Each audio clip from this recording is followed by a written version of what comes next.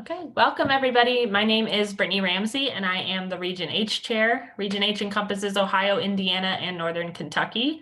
And today we're talking about how to effectively utilize our chapter advisors and all of our alumni volunteers. And I see a really great mix of current chapter officers, actives, alumni, chapter advisors as well. So this should be a really great conversation today. If at any point you have questions, either raise your hand in the chat or just unmute yourself and let me know, and I would be happy to answer those for you. We'll also have a Q&A at the end. So if you want to save your questions for then, that works great too. A little bit about my background. I pledged a decade ago at the University of Dayton's Alpha Gamma Xi chapter, and I was active for 4 years, and then I served as section chair for 4 years. And for the last 2 lovely years, I have been serving as your region chair. So I've got a little bit of experience in those 3 fields. I've also been a chapter advisor for the past 5. So I'm super excited to talk about all these different roles. I know the inner workings of them, and I remember back as a student how to most effectively work with all of those different entities. So this is one of my favorite topics to teach just because I think it helps strengthen our chapters, especially when we're in this almost 100% virtual environment for the past couple of semesters now. So we have a lot of pros to what we've been going through because we've been able to connect with so many more people, and advisors and alumni have been able to drop into chapters a lot more efficiently because we can just hop onto Zoom calls and Zoom events. But at the same time, we've also lost that in-person mentorship capability and connectivity with especially the new pledge classes coming in. So we're facing a lot of different things, but thankfully we get to have this opportunity to connect with everybody really easily over the computers. This is our course agenda for today, just an outlook on what we're going to be talking about. We're going to dive into the different roles of chapter advisors for Alpha Phi Omega, what each of them mean, and what they can be bringing to your chapters. Every single university structure and chapter structure is a little bit different, so some of these things might look different in your chapter or might look very similar. So just keep that in mind. Then we're going to talk about the local level, which is your section chair and your section staff and local alumni volunteers. And then at a larger level, we have the region, myself serving as region chair, and our entire Region H staff. And then going up to the national level, we obviously have our national office in Kansas City with a bunch of staff members, and then a lot of national program chair volunteers and national committee members as well. So there's a whole full team at every single level filled with volunteers. The national office has paid staff members as well, here to support all of you in your journeys as students in APO. And lastly, we'll go over some of the key resources. I'll probably touch on them throughout this presentation as well, but just as a last reminder, and then a brief touch on the risk management process and how to report that through the channel. And that's probably most pertinent to chapter officers and chapter advisors. So to dive in, let's learn about the few different types of advisor roles that we have. Before I get started, does anybody think they can name all 4 types? And current advisors excluded from this question. Is there any student that thinks they can answer what the 4 different types of advisors are?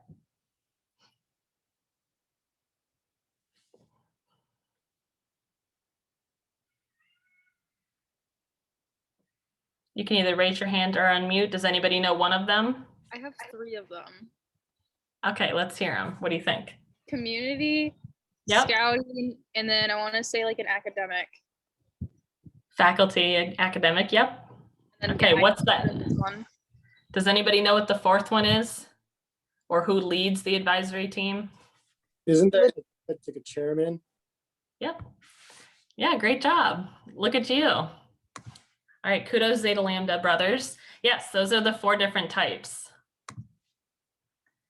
So here we have these 4 laid out and what the differences are between all of them. So everybody should have a minimum of 2 faculty or staff advisors. You can have more than that if you have a lot of faculty members willing and excited to work with the chapter. I know some of our chapters do have a very heavy-based faculty advisory team, which is awesome. And they are really here to provide that connection between the university and the chapter. So all of the different unique resources, grants, scholarships, things like that, even more recently, campus restrictions and nuances that are true to just that campus, the faculty and staff advisors are going to have the most knowledge into those inner workings between the university and the chapter. A lot of people don't know at our chapters nowadays that it doesn't always have to be a professor. So sometimes when you're trying to recruit a brand new advisor, you're looking for somebody who distinctly is just a full-time professor. You can also be looking at people who are there on a staff basis. So that could be somebody working in housing and residence life, somebody working in the student involvement or student activities office, any type of support center on campus. There are a lot of different places to look, and a great way to start by trying to find some of those people who might not be professors is starting with your student involvement or activities office. Sometimes they keep a list of interested staff members who might be looking to advise groups or might already be an advisor for another thing that falls in the same realm of a service organization. Next, we have our community advisors. These are most often APO brothers, especially in our region. A lot of our community advisors tend to be APO alumni, and they help you as the chapter connect with the community. They help keep you connected with the fraternity if they come from that APO background. And there's so many different organizations and opportunities and things that are happening in each of our sections. We have so many different big and small cities that have a lot of different unique things that happen, and having a good set of community advisors can help your chapter stay connected with those. A chapter is only required to have one, but a lot of our chapters are encouraged to find more than that if possible. If you can find a team of community advisors, that will only make your chapter stronger in the long term. The third type is scouting and youth service advisor. So a lot of times we want to make sure that you're not just fitting yourself into that restrictive box of only finding somebody who works for the Scouts to be your scouting or youth service advisor. It can be anybody that is dedicated to helping the chapter connect with other youth service organizations as well. So there's so many different opportunities out there. I'm sure your chapters are already working with a bunch of different organizations dedicated to youth service or other types of scouting organizations and clubs as well. So this is somebody, and we only need a minimum of one of these, but we always recommend finding as many as possible to help support your chapter. It helps to connect your chapter with all of those organizations that I mentioned in the community. And then lastly, Liam pointed out that there is a chairman. So there's an advisory chair, or there should be, for every single one of your chapters. The advisory chair serves as the chair of this whole team. And their job is really to keep the rest of the advisors organized and keep them within that structure and make sure that they're communicating as a team and communicating with the chapter president and the chapter as a whole, making sure responsibilities are split or that they're meeting the needs of the chapter. And having that advisory chair oversee that process is super helpful, especially to the chapter president role. The chapter president serves in that liaison spot, which helps connect all of these advisory team members with the rest of the chapter. And so the advisory chair probably works the most often with chapter presidents. Now we're going to dive a little bit into each of these roles to learn how to work with them effectively and what are the different things that they can bring to your chapter. If you didn't know this already, these are great ways to reach out to your advisors that you have on file and start utilizing them in different ways, or maybe change up the ways that you have been.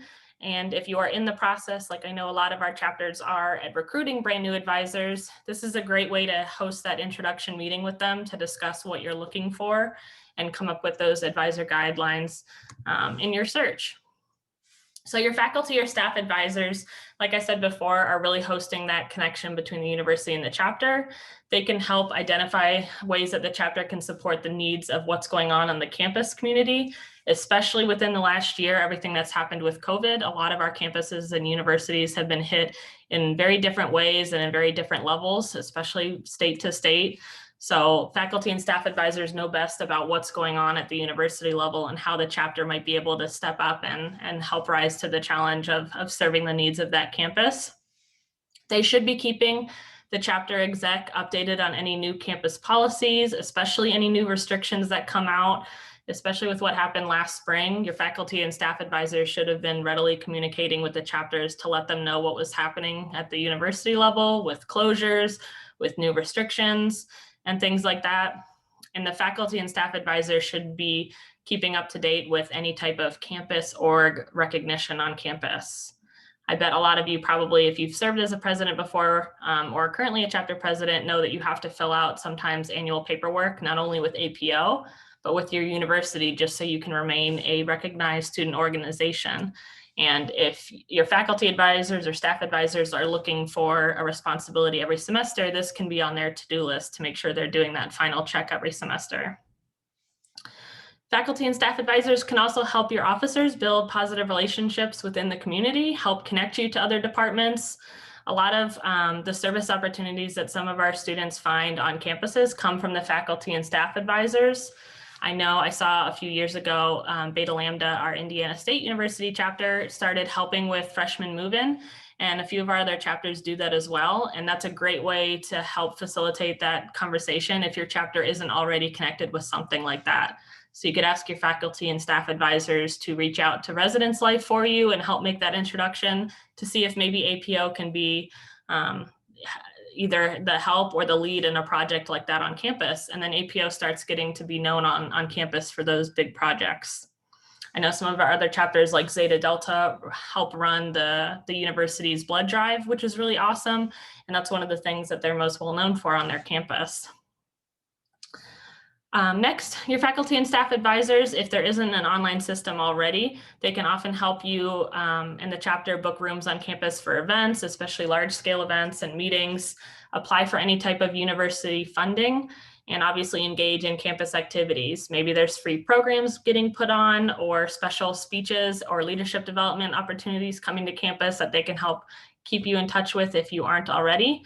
And a lot of our universities, especially because of everything that's happened in the past year, I know that funding has gotten really short or restricted to a lot of our groups. So if your faculty and staff advisors can provide you any assistance or any insight into this, I know especially with preparing for National Convention this December, that's going to be especially crucial. And then faculty and staff advisors, as much as they probably work with chapter presidents, they also work with the rest of the executive committee as a whole. Does anyone have any questions about faculty advisors?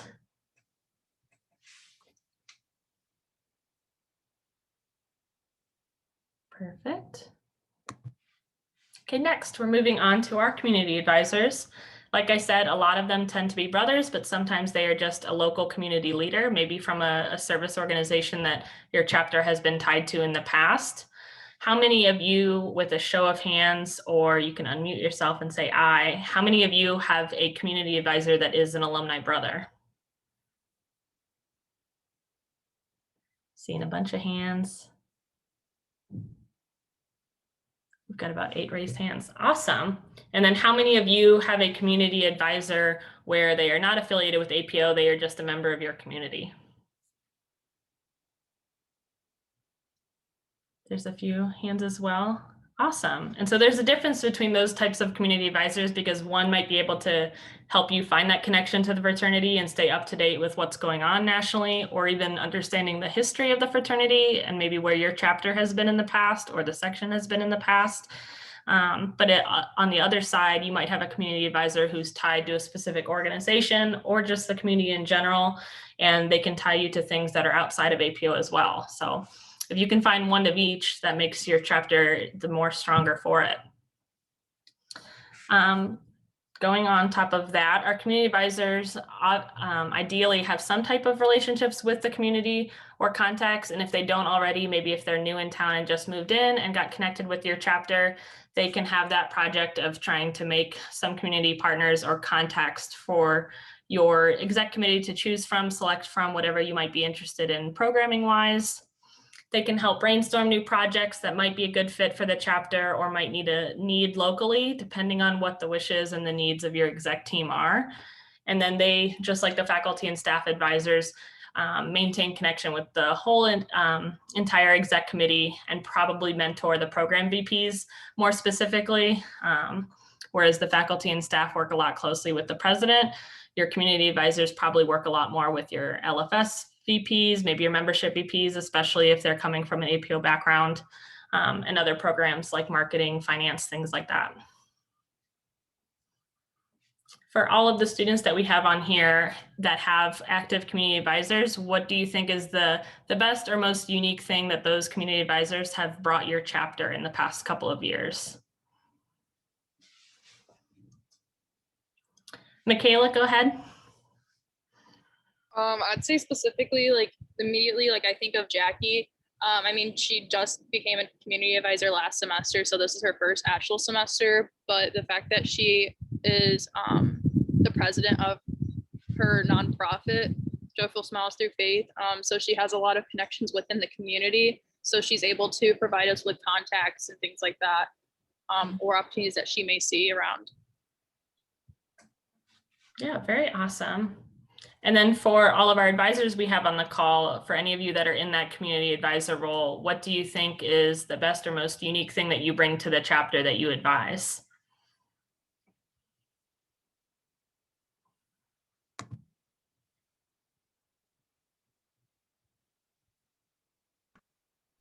I am a community advisor mainly because I don't fit the other roles, but while I can help them in the community, I'm more the how APO works advisor. Yeah, definitely. Yeah, I think I'm in the same boat as Maggie is here. I do have some, broad-based connections in the community. I can plug the chapter into some of those things. In Lancaster, particularly, in Athens, it's more of a how the fraternity works. Mm-hmm. Yeah, that's awesome. And I definitely see if you are a chapter that tends to have more of the community advisors who aren't brothers, that you have sometimes that lack of history or understanding how the fraternity operates. And so for our chapters that we can find a brother in the area, it makes you even more stronger operationally because you have that instant background if you have a quick question about anything that has to do with APO operations at the chapter all the way up to the national level. Okay, moving on to the third type, our scouting and youth service advisors. This advisor role, while it only requires a minimum of one, we love to see multiple scouting and youth service advisors for our chapters, especially if chapter service programs are really heavily dedicated to youth service projects. They help ensure that the chapter is maintaining a commitment to serve the youth. They can help with programs like our Spring Youth Service Day that happens every April, along with our National Service Week in November. They should have a solid grasp on either community youth programs or connections to local scouting organizations and opportunities that might exist either virtually or in person to help serve the youth in our communities. And then they typically maintain a connection with the exec as a whole, but they definitely probably mentor the service VPs and the service committees the most often just because of their program of focus. Does anybody have a great memory with a scouting or youth service advisor? Or does anybody have a great project that they do annually, like maybe a merit badge university?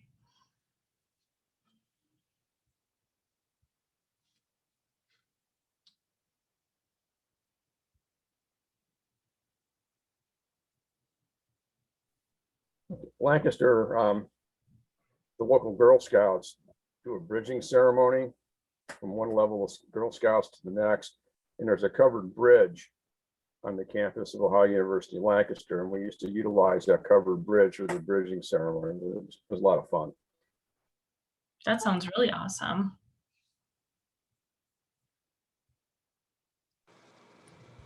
Some of the youth service events that we have in the spring, I remember last year we had planned like a science day for one of the homework help organizations that we partner with for like our regular service events. It's called the Dublin After School Program, and it's basically a housing unit that's like subsidized. And that's another thing that our scouting and youth service advisor helped put us in connection with. It usually houses people from immigrant communities. I'm sorry, there's a plane flying by. But we planned like a science fair type event. There were just a bunch of cool, very easy to do science projects, like the classic elephant toothpaste. There's one with like you put some black pepper on water with like the soap, which was like, it was very timely because this was also like around when the pandemic started, so we emphasized washing your hands and why that's important. So that was something that was very cool that we did with our youth service. That's really awesome to hear. Okay, and then lastly, moving on to the advisory chair. So like we said at the beginning, the advisory chair is overseeing the entire advisory committee or team of advisors that your chapter has recruited over time or even recently recruited. They help facilitate communications and connections between the chapter itself and the advisory committee. So making sure that all the advisors are getting the emails they need to get, any announcements or reminders that might be coming from the chapter president, the chapter, if they're on an email listserv, anything from a section chair, region chair, or national emails that are coming out. The advisory chair helps make sure that all of that is flowing back and forth between the chapter in some type of communication structure. The advisory chairs in most of our sections should be communicating really well and really often with the local section chairs. That's one of the responsibilities that we've placed on our section chairs, to make sure that they're keeping at least the advisory chairs updated with what's happening sectionally and regionally and nationally in our fraternity. The advisory chairs typically have a good understanding of the chapter history if they've been there for a while, and fraternity programming, operations, and resources available. We have just a few advisory chairs in H I know of that aren't brothers, but have been involved with the chapter for such a long time that they've formed that understanding and knowledge of the history and structure of the fraternity. But that's something that we've helped when developing our advisor development program for the region, to subsidize if those advisory chairs haven't had that training yet. So for the most part, most of our chapters have really wonderful and awesome and experienced advisory chairs. And a couple of them, we have a couple brand new advisory chairs that just got recruited last fall. So they're in the midst of going through their training right now. Advisory chairs help organize the attendance by advisory committee members for the chapter meetings and events, especially things like ceremonies. And this is something that should be done in tandem with the chapter presidents. That really relies on both of you to be communicating to make sure that these things are planned in advance and organized. So if your chapter has decided, or your exec committee has decided, that you want at least one advisor at every single chapter meeting, if that's a goal of yours or a requirement that you've given as a chapter to your advisors, the advisory chair can help work with the chapter president to make sure that they've at least scheduled an advisor to show up once for at least every single meeting. A lot of chapters get to the point probably the day of or even the hour before a ceremony and realize they haven't booked an advisor yet to be there. And I'm seeing a lot of advisors shake their head because they've probably been in that position where they get that last minute call where they didn't realize they were speaking tonight and the chapter was expecting them to be there.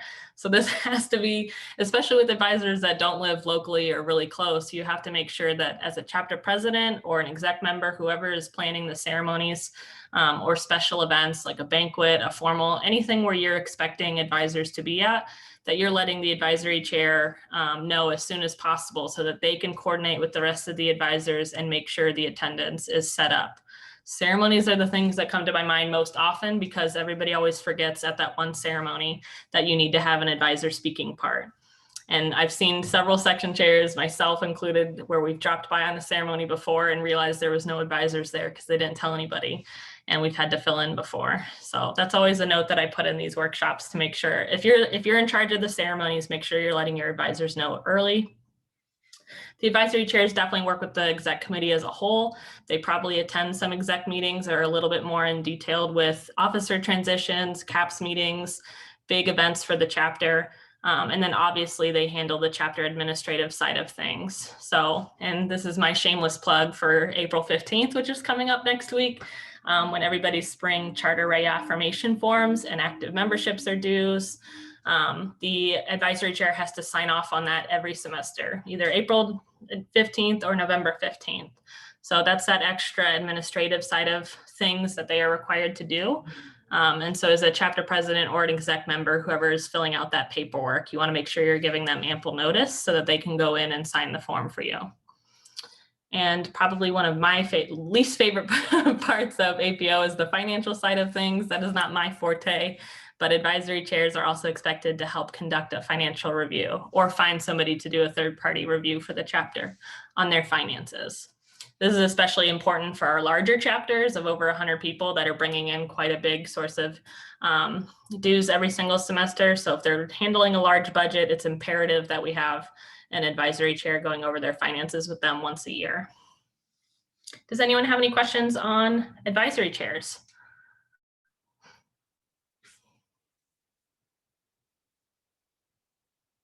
Okay, perfect. Now we're going to move on to talking about the rest of our alumni volunteers, and especially people that were brothers and are working in the fraternity as volunteers to continue to support our chapters here in H. So this is a little bit about our structure of volunteers. If this is new to you, we have chapter advisors that probably work the most often with you all on the ground, on the local level. They're coming to your weekly meetings or bi-weekly meetings and chapter events like ceremonies and banquets and formals, and they really are overseeing the day-to-day operations of the chapters. Advisors know the most about what's going on. They are the most connected with the students, and they have the best connection with the chapter in our entire fraternity. And then next to that, we have our section chairs and local section staff.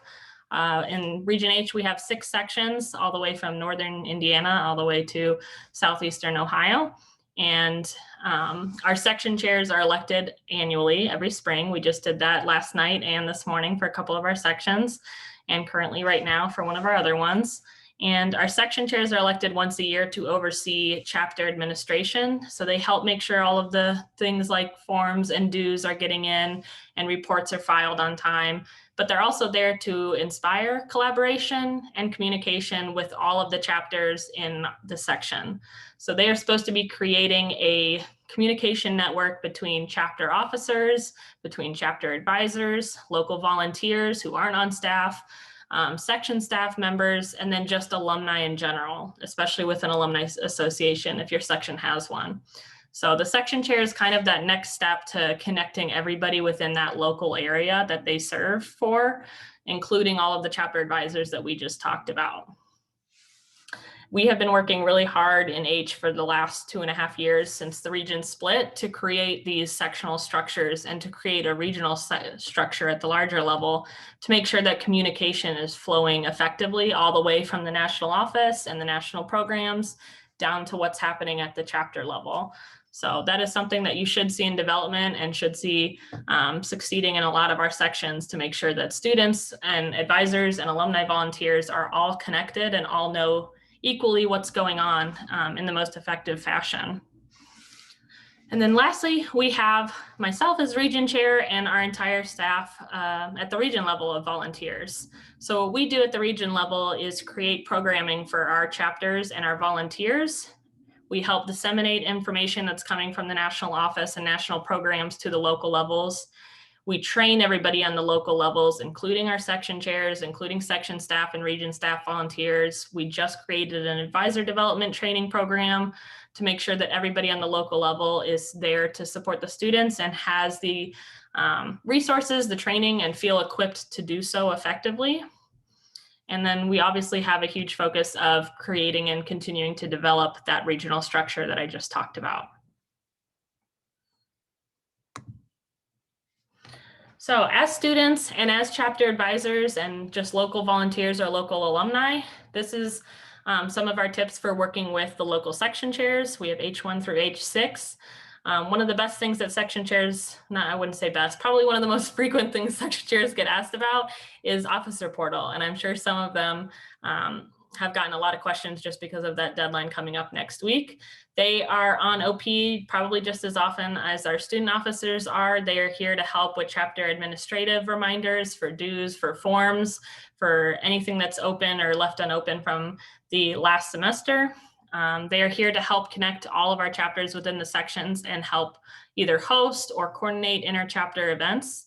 I've seen a lot of our sections really rise to the occasion when it comes to virtual events because the feasibility of being able to connect 5 or 6 chapters that we never had before, unless you did something in person, has been amazing to witness for the past 3 semesters now.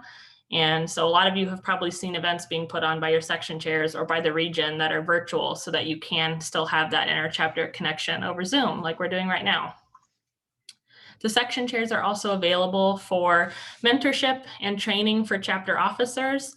They are here especially because they're elected once a year. They oversee at least 2 semesters, sometimes 2 semesters and a half. And so they can help facilitate a lot of that officer transition and training needs that your chapter might have if there isn't an active advisor available at the moment. A lot of the other side of that coin is the section chair helping supply resources and training to the advisors in order to help facilitate those officer transition meetings. Our section chairs in H are also tasked with the special responsibility of hosting an annual officer retreat. This is something we decided to do 2 years ago. Obviously, it took place virtually last fall, but they will continue to be hosted, hopefully safely in person this fall and every fall going forward. It's the one time a year that your section chapter officers can come together, meet with your section chair and section staff, and have a weekend full of leadership development, training, fellowship, probably a little bit of service, and just getting to communicate with each other and set up the best foot forward that we can for the academic year. Next, section chairs can also be a huge help, especially recently with a lot of our chapters, in recruiting new chapter advisors. If your advisory chair doesn't have any recommendations of alumni in the area, your section chair might know people that either recently graduated or have moved to the area or have been in the area and might be interested in returning to a role. So your section chair is probably one of the first people to contact if you're looking for new advisors, along with your advisory chair. And then your section chair can also help connect you with an organized local staff of volunteers. For the first time ever, and I'm super excited to say this, we have section staffs in all 6 of our sections. That has been a huge goal of mine for the last 2 years, and it's something that I hope continues to grow and grow. It only makes our sections healthier and stronger if we can already have that network of established volunteers to be able to support our advisors, to be able to support our students, and especially when something like switching over to virtual environments in a day happens, that we have that structure already put in place to be able to handle any type of emergency operational switch like that. Does anybody have a fun story or memory with a section chair, something maybe in the past year where they've done something for your chapter or hopped in to help as one of your advisory team members?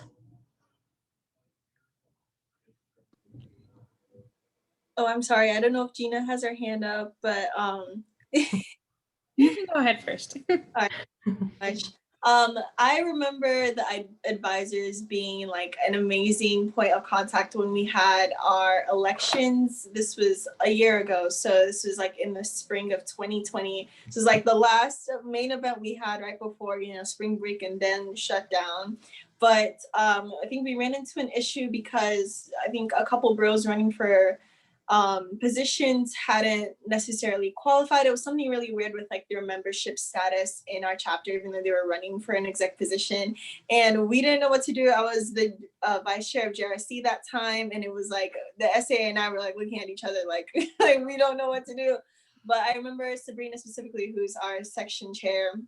I actually remember when she got elected my pledge semester, but her, as well as like our other advisors who were present, Laura Batista, Lee Peters, they were just all like an amazing support system because they could see that between exec and JRC, we were like, we don't know how to handle this. This was not brought to our attention. This brother never reached out to anyone about, their status or anything, but it was just really nice and really calming to have them there and be like, okay, we'll run this, or we can take over JRC roles, or you guys talk over this, or, they address the chapter too. It was really nice. It definitely like helped us figure out how to find a solution to our problem at that time. That's awesome to hear. Okay, Michaela, you raised your hand. Go ahead. My cat scared me, sorry. I would say I remember it was actually for the J board, for a judiciary board, and I remember Liam was chair and we had like 4 members as well, and there was like a question because of the fact that like there was an individual who needed to get a sanction, but at the same time she was going to be graduating this semester, but she planned on being like an associate. So therefore it was kind of like, we can't really give her anything because of the fact that like she's going to associate, so you can't like slap her on the wrist, but like, what do we do? So like, I like Liam let me know, and then I called Connor, and then Connor helped us through it and like gave us the options of how to go about that and like how to move her and things like that. That's awesome. It's great that you all have somebody you can call, especially when you panic about things like bylaws or procedures or policies. That's definitely something when I was a student that I would have been calling our section chair pretty quickly to figure out what to do. Awesome. Okay. Oh, and Gina has something to share too. Go ahead, Gina. Yeah, so H5's current section chair is Ashley Lawrence, and I have a really personal connection with her because she's actually attended a service trip with our chapter here at Xi Upsilon at Mount Union. We took a service trip my freshman year in the summer to the Give Kids the World Village in Florida, and it was an amazing experience to get to meet her, hang out with her for a week, do service, and we got to really know her. And to this day, we have really great connections with her, not only myself, but as an exec board and as a chapter. And she's a really great resource for us to go to for kind of just APO things that deal with, having to do things on officer portal or just, things that we have to do that are protocol kind of. And also she's just there to support us as a chapter and answer any questions and support us in any way. So it's really great that we have that connection with her. And it's been really exciting for her to be the section chair for this past year and also for this upcoming year. And she's been a great resource for our chapter. That's wonderful to hear. Maggie's next. Yeah, I just wanted to, it's not in the past year, but 35 years ago, when I was a section chair, among other things, I got to break up a fight at a conference. Oh, wow. That's a Aren't you good time to jealous? call that's a good time to call a section chair. That definitely wasn't a low point. I feel like that was your high point. That's awesome. Yeah, that if anything, I will probably use that in future workshops. If I'll put that on the list just as an asterisk, also needed to break up any fights or arguments at events. Okay, awesome. I love hearing about that. And we're so fortunate to have such awesome section chairs here. So I'm biased, but I love our section chairs. Okay, next moving on to working with the region chair, and that is pretty easy to talk about since that is my role right now. I can help all of you connect with other chapters, especially within the whole region if it's outside of your section. And we host a bunch of region events just like this conference to help connect everybody within all 3 of our states and all 6 of our sections. We, because of one of our 2 National Student Advisory Committee members a couple years ago, they had the really awesome idea of starting a GroupMe with all 30 of our chapter presidents across the region. And that has been going for 2.5 years now. And I am so thankful that we had that GroupMe in place when COVID hit, because when all of the campus closures happened and everything started shutting down, we already had a communication structure in place so that students could reach out to each other. They could reach out to region staff, they could touch base with their section chairs, and they knew what to do in that moment. And I'm glad that with all of the craziness that was happening with so much of the news changing every single day and campuses closing every different day of the week and everybody wondering what was going to happen with the conference that was supposed to happen 2 weeks after that point, it was really nice to already have that structure in place. So that is an idea that they came up with a couple years ago. And I'm sure as social media morphs or things grow and change, we will always continue to have some type of group message or group app where all of our presidents in the whole region are utilizing it. I love seeing it personally. It makes me happy every time a chapter president invites everybody to one of their events. Like Toledo just put on a Canva workshop last week and invited the whole region, and Purdue did a really awesome all-day event of virtual LFS, and they invited the whole region to it. So that is something that I never saw when I was a student, and it's been such a blessing to see it take place in the last couple of years, where our region, I feel like, is finally coming together and everybody's starting to cross section lines and really just collaborate as an entire region. Next, we can offer obviously mentorship for our chapter officers. All of our sections host their own officer retreats. So we just help on the programmatic side of things. We offer the material for it. We develop not only PowerPoints, but we develop guides, especially when COVID hit last year. Myself and a couple of our region volunteers worked directly with the national program chairs and the national office. And we put together a lot of the guides that you see now, because we hit the ground running and we had a lot of that material already. So we decided to collaborate and form something that would work for the whole country. So you see those virtual leadership, virtual fellowship, virtual service, officer transition guides, things like that. A lot of that started at the region level, which was really cool to see. We formed a region student advisory committee a couple years ago, and I see a few of our members on this call, which is awesome. That is a group that I talk to once a month and run every single thing that we do in the region by. So I get their input on things like conferences, events, our region budget, any type of new initiative, our region awards program they help create. So they get to touch a lot of the things that you end up seeing published and created on the regional level. They are also here as a support system for everybody in their section. So each of your sections has 1 or 2 reps. And if you don't know who they are, reach out to your section chair and they can connect you. And those RSEC members can help either facilitate anything that you want to try to do on a section or regional level, or if you just want to pick somebody's brain and learn more about what's happening outside of your section level, those are great members to reach out to. We have 2 really awesome NSEC members as well, John and Liam for this year, and they do the same thing on a national level. Our region also puts on conferences. We do our annual sectionals conference with all 6 sections every spring, just like you're at right now. And we have a fall regionals conference every other year. We also help with recruiting and training of new chapter advisors or volunteers. We help fill our section staffs, especially we're focused right now a lot in Indiana and a couple of our Ohio sections to help fill their section staffs of volunteers. And we created a new training program for all of our advisors so that not only are we bringing you new volunteers to see if it's a fit and bring on as a new advisor, but we're also backing that up with training for them so that you get a volunteer that's trained and educated on fraternity operations, structure, and resources that are available, especially for brand new faculty or staff advisors that might not have come from an APO background. We also have the fun pleasure of helping oversee the RM reporting process to make sure that things get reported in the right structure up to the national office if needed. We keep everybody updated with national announcements or news that's coming out from national program chairs. And we also have a really awesome staff of regional volunteers that work more on the programmatic side of things like the national fraternity does.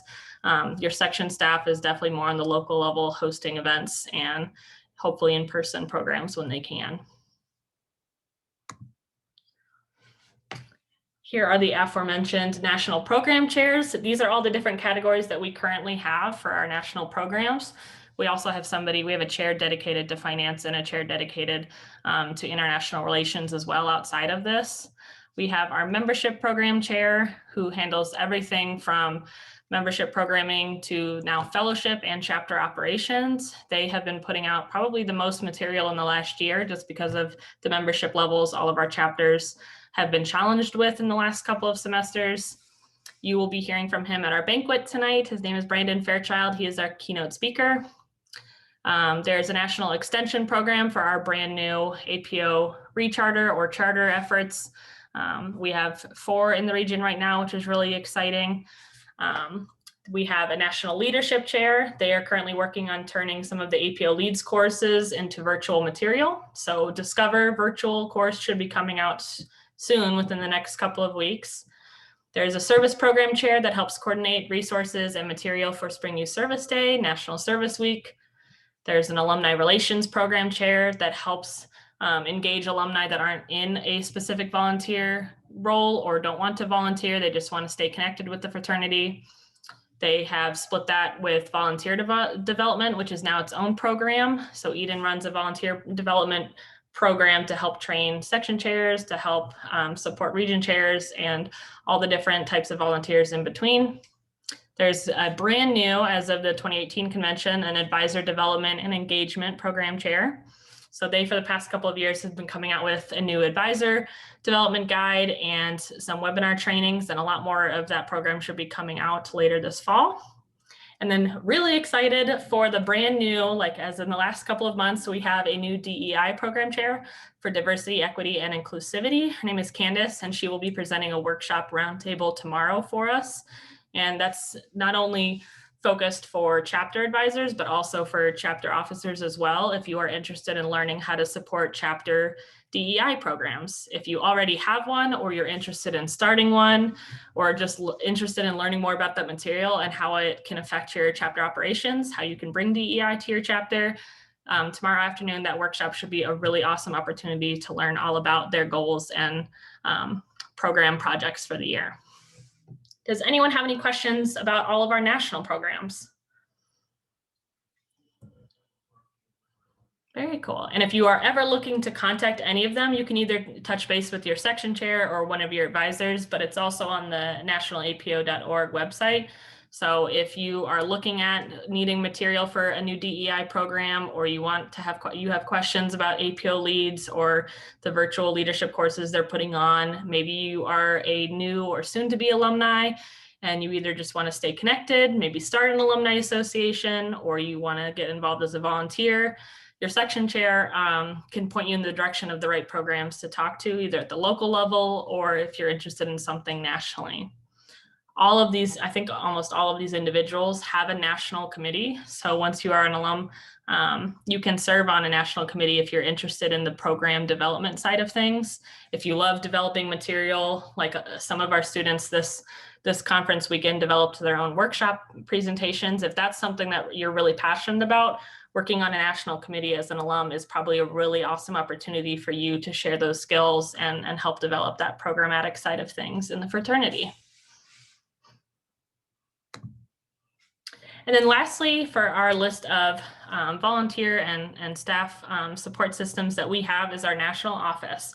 These contact infos and emails are also listed on the national website. If you're ever curious, I always kind of cheat the system and just call and ask the operator to direct me to somebody, but all of their phone numbers are listed on the national office website. And we have everything from our executive director and associate executive director, Stacy Robinson and Bob London, and they help oversee everything from convention to our chapter operations to our national office operations. There's an entire accounting department. I'm sure some of you have probably had to call for dues questions before. There is our chapter services department, chapter consultants, who all of you have been connecting with if you're a chapter president virtually for the past year. Typically, chapter consultants travel a couple times a year to different regions to visit chapters in person to help support them with training and material. There's a meeting and events coordinator, chapter admin, member engagement chair, and then a marketing and communications department as well, who put together all of our awesome graphics and guides that you see coming out in the last 2 years. So all of these people, most of them are paid staff employees that are out in Kansas City, Missouri, and they are helping run our operations on a national level to support our chapters here in H and all over the rest of the country. Does anybody have any questions about our national office staff? Very cool. All right, we're going to go over some of our key resources. We've hit on a couple of these already, but as a chapter president or a chapter exec member, even just an active or a pledge or new recruit, and all of our advisors and volunteers, your first and probably most vital APO resource in the area is going to be your section chairs and section staff member. They should have the most continuous communication going on with each of our chapters. On the region level, we post almost daily on social media and on the website. So we are also here as almost a backup and more of a global resource as well. There's a whole network of alumni and advisors in our region. We have a region alumni page or group so that everybody can share announcements or news or updates in that group as well. We host semesterly roundtables over Zoom now for our advisors to help connect everybody. We have obviously myself and our region staff and conferences and trainings put on every single semester for everybody. This summer, we should have a region volunteer conference. Fingers crossed it's in person, but either way, we will have one in person or virtually. Like we just went over, the national office, full of all of those staff members. You also have our national president and vice president. And then OP is a really vital resource, especially in this day and age of virtual operations. All of our ceremonies and rituals and guides to those are on OP. Okay. Next, if you haven't seen this already, whether you are a current advisor interested in becoming an advisor, which there's a workshop tomorrow for that, or you are a student, this is something that you can point your either newly recruited advisors or maybe an advisor that needs help developing skills or comes to you with questions on certain topics. We have put together this whole training program for our advisors to be a resource for both students and our advisory teams. There are 3 different levels: blue, gold, and diamond. Blue are the ones that we ask all brand new advisors to take. So everybody that has been recruited since last fall has gone through the first 2 courses, which is becoming an APO advisor, featured tomorrow in our schedule, and then our standard risk management for volunteers course that Brother Mark Stratton put together for us. So we ask all of those new advisors to complete those 2, or you can surpass that level if you've advised already for 5 years.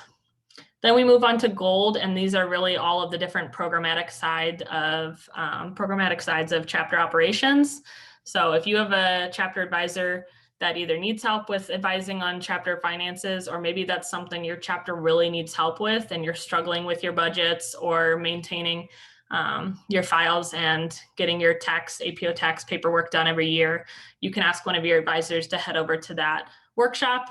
We have them recorded in our video library as well, so that they can get that training and be able to support you in the most effective way possible. We have everything from advising LFS programs to conflict resolution, parliamentary procedure, chapter membership programs. For the first time, we're going to have the supporting chapter DEI programs workshop. Candace is hosting that for us tomorrow as a roundtable.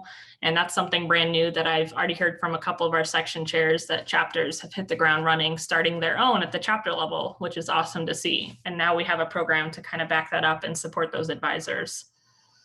And then lastly, we have our diamond course, which is a lot more of the in-person task and practice in-person courses. So if you've ever taken basic skills as a presenter, this is really the in-person portion of it. So we do a lot of different practice rounds and examples to go through. Things like best practices overall, mastering officer portal beyond just the basic level of operating it, how to recruit and motivate volunteers, especially if you're an advisory chair and you have to help the chapter find new advisors in the area, and then how to also train future advisors. So how to become somebody who trains in this program and trains our future advisors. So this is kind of, if you've ever done a SASH program or any kind of PIN program, this is just a basic kind of certificate program. Every single conference that we do going forward, hopefully in person, we'll start with our Phoenix convention. We will be presenting certificates to all of the advisors who go through these levels. So we are really excited to do that for the first time, hopefully in Phoenix.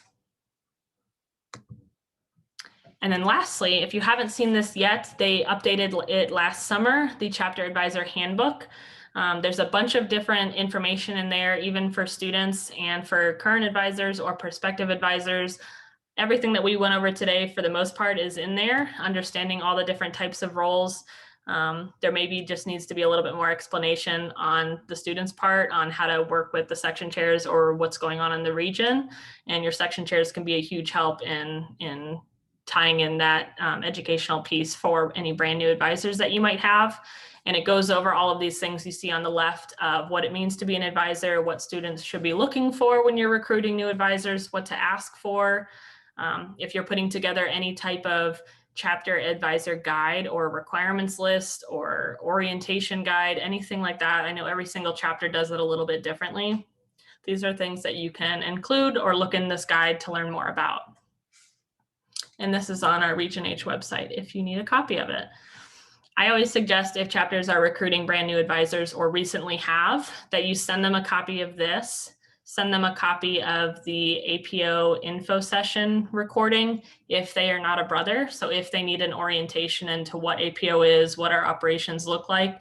The national office put out that recorded video last year for chapters who might want to host a virtual info session. And I think it works hand in hand for training new advisors to APO as well.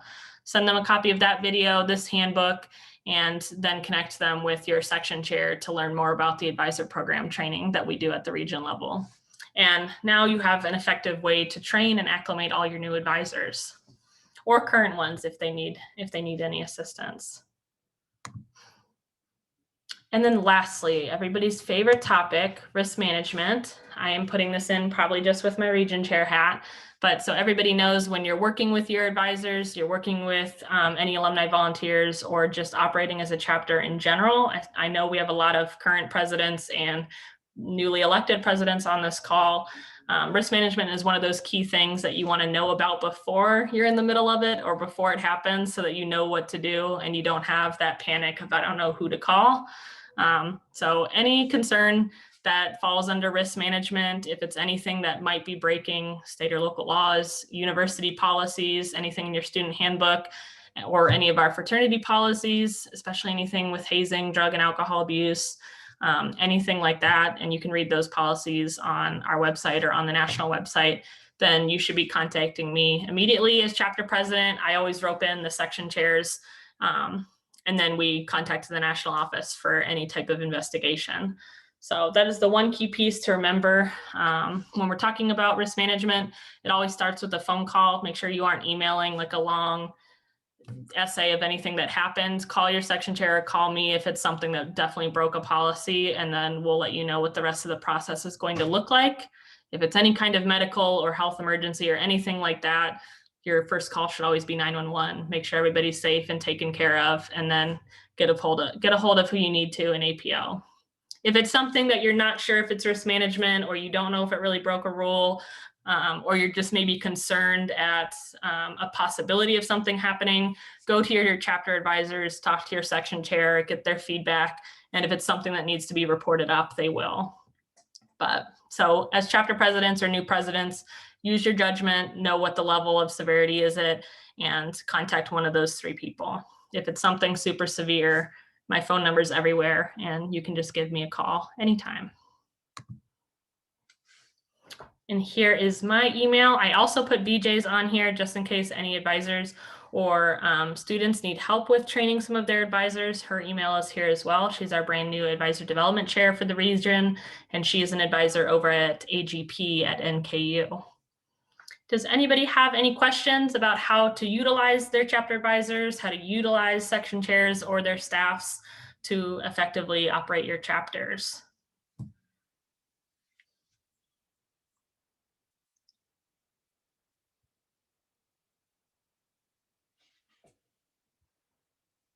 Okay, perfect. And with the last minute, I'll ask any of our current advisors, do any of you have a tip or a trick or anything that you would like to share with students when they're working with their advisors? Maybe how to get in contact with you the best way? What do you think works best for advisors? Or anything that's been a success for you in your time as a chapter advisor?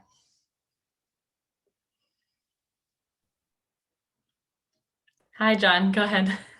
I'd like to go back to risk management just for a quick minute, if I could. Yeah. It's one of those areas that the ounce of prevention is worth the pound of cure. So we used to tell the chapters, and still to tell the chapters, if you're going to have an event and there's any question about it, but before you do it, don't do it. Then we used to tell them, if look at your project or whatever you're doing, your party, whatever you're having, how would it be reported in your campus newspaper?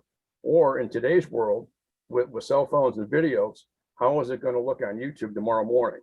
So be very, very careful. That ounce of prevention is worth that pound of cure. Yeah, that's a really great piece of advice. Maggie, did you have something? I did. A lot of the chapters think that we're the boss because we're advisors. I go out of my way to tell the guys, you know what? They're the boss. I work for them. It's not incumbent upon me to scare them into doing what I need to earn the students' respect to get them to follow along. Otherwise, it's just going to go underground, whatever the behavior is that we don't want to encourage. So remember, as an advisor, you work for them, not the other way around. So put the work in, earn their respect. That's the best way it works. That's a really great piece of advice, Maggie. And for a lot of our chapter officers or actives that are on this call, if you haven't taken a look at your bylaws, I suggest doing so and looking at them and seeing what it says as far as electing or appointing your advisors and how often you do it. I always encourage chapters, if you haven't in a while or you don't have that process in place, you can put it in place, or you can do it on a trial basis for the next semester. But either have your advisors run, like have them run an election, or have them reappointed or reapproved, whatever your process is. If you just take an exec vote or the president appoints them, whatever your process may be, I know it's so different across the board. There's nothing wrong with reapproving or reelecting your advisors every year to make sure that they've made that recommitment, that they are fully accessible and ready to be an advisor and to help you.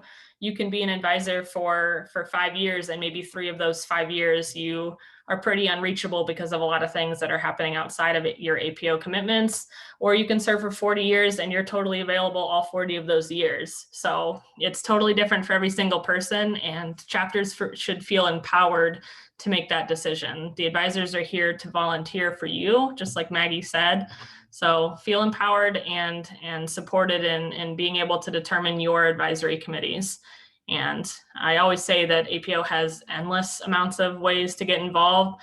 So if an advisor isn't a great fit at your chapter, maybe we paired you with a new one and the fit just isn't right, or they aren't as accessible as you need them to be. There's other chapters that we could either place them with, or other roles. There's so many different ways to get involved. So don't ever feel like you're kind of shutting the door to APO on somebody, because there's endless ways for us to kind of reconfigure their commitment. Let's see. Nina's piece of advice was to encourage the chapter to invite advisors to events. That's a really great piece of advice. They don't just have to show up to ceremonies, but maybe they can come do service with you, especially virtually. They could come to a virtual fellowship or leadership event as well. Let's see. Michaela added for Zeta Lambda, they have in their bylaws that the advisors get reelected in the spring every year. And Maggie added, respect is not automatic. It should be earned daily. And I totally agree. I think that's awesome. And we are super fortunate because we have a bunch of amazing advisors in H. So we're super thankful to have them, and volunteers. But if you ever need to reappoint them or reelect people, then please feel empowered to do so. Okay, any other pieces of advice before we wrap up? I have a question on that. Go ahead. So you have to have so many of each of the advisors, like you have to have a community advisor and so on. But like, what if your community, not that this is a thing, but like if your community advisor, like you only have one and they're horrible, they like never contact, like you can't get a hold of them, whatever, and you don't like renew them, but then you don't have a community advisor, like what do you do? Like, do you just keep your bad one because you can't find another one, or like? No, the first step I would do is reach out to, if that person's not the advisory chair, reach out to your advisory chair, let them know your concerns and that you want to possibly recruit a brand new community advisor, and let the section chair know so that they can start putting feelers out there, or they might already have a list of volunteers ready to go and that are interested in the area that they can pair you with. And then they will let BJ know on the region level that we have a recruitment opportunity. That's how we've kind of been facilitating that structure. And luckily we've been able to place them very quickly. We haven't had a lot of just unfilled advisor positions. That's not something in most of our sections that we have trouble finding. The only time I would tell you to check with your advisory chair or your section chair before you do it is right before National Convention, because losing one of your minimum advisors will put you in the bad standing administratively, so that you won't have a vote on the convention floor. So other than that, as long as it's not in the month of December, you should be okay, even if you take them off OP for a couple of months and work with your section chair and advisory chair to find you a new one. So with the exception of probably very southern Indiana, we have advisor candidates in almost all of our sections. So hopefully we should be able to find you at least a couple recruits to choose from. And that's always my goal too, so that we're not just handpicking advisors or placing them with you. I would love to give chapters 2 or 3 options so that you can interview them, get to know them, see if they're a good fit, see if they have the accessibility you're looking for, and then ultimately have the chapter or exec appoint or elect them based on your bylaws. That would be my goal if every time we had people to choose from.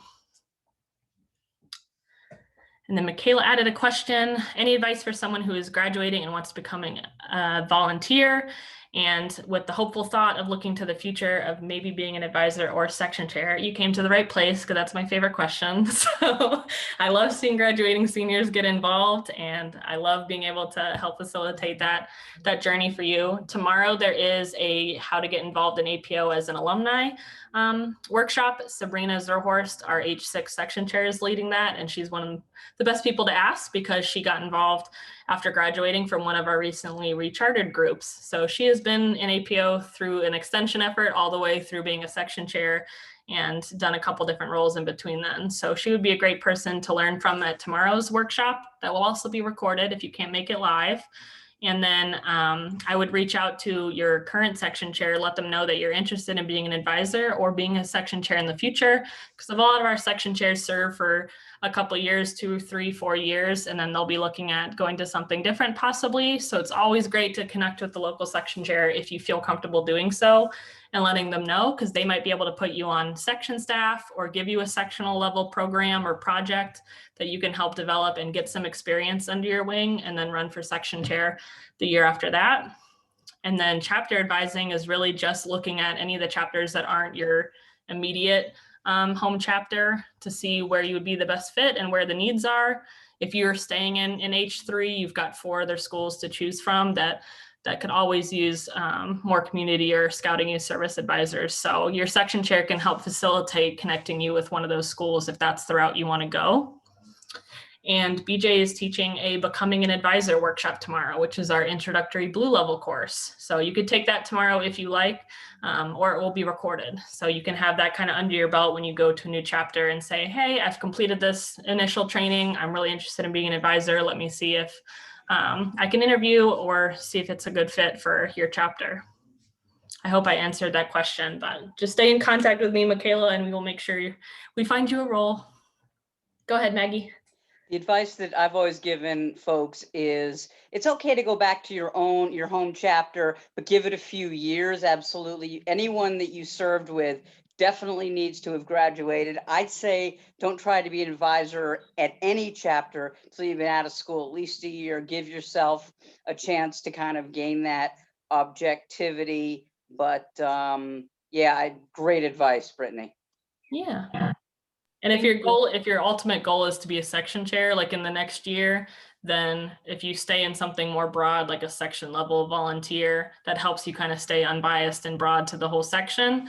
And then you don't have to step back as an advisor when you would earn that elected position.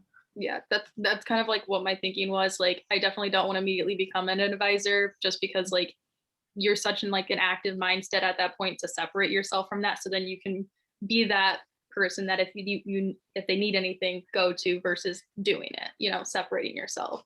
So yeah, definitely. Awesome. I'm sure we have not seen the last of you, and you will probably be a lot of different roles for the next decade. So I'm super excited to see where you go, along with a lot of the people on this call. I appreciate all the help. No problem. Okay, awesome conversation. Any other questions before we wrap up? Okay, tonight we have our banquet at 7:30. We are doing our section awards, our section chair officer installation ceremony, and then we have that keynote speech from Brandon Fairchild, our national membership chair. So it should be a really great evening of fellowship. And then tomorrow we have more virtual leadership courses and our service hours happening casually every hour if you want to get an introduction to a new service org. So thank you all for joining me. Please contact me via email or BJ if you have any follow-up questions, and I look forward to seeing you all tonight. Thank you. Thank you so much for the presentation, and thank you to all the advisors and of course my peers here, other officers in their various chapters. It's always really nice communing with you guys, and of course the advisors. It's always really nice to have you all here because obviously a lot of us want to be like you in the future, so it's really nice to have you here. But thank you. Thank you.